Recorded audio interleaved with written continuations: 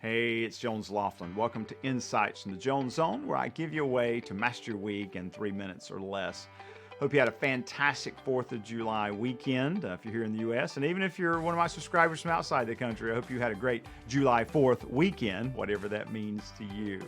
Walked into the kitchen a couple days ago, and there was a huge bag of yellow squash on the bar in our kitchen.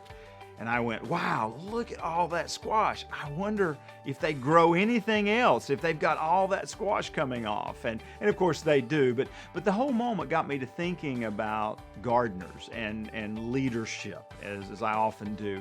And you know, average gardeners grow what they know. They grow what they're comfortable with. They know what the outcome will be. They don't take chances or don't take risk.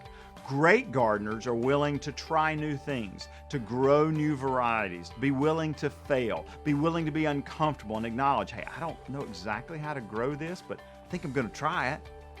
And if there's one thing I think many of our leaders need to be, I need to be right now, is be willing to encourage and support other perspectives, to understand where somebody's coming from if it's different than my perspective. Not just be comfortable in my world, but to understand the world that someone else is coming from. Because great gardeners know that when you've got that combination of squash and tomatoes, and yes, even cucumbers from time to time, then that makes for a much better salad. It makes for a much better meal experience than just more and more yellow squash.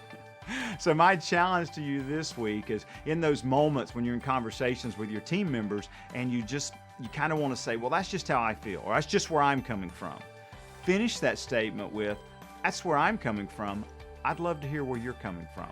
I'd love to hear your perspective because I want to learn what I might be missing or not seeing because of what I've been used to growing.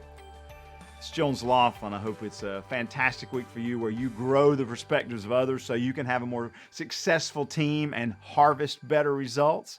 Thanks for spending a few minutes with me today in the Jones Zone.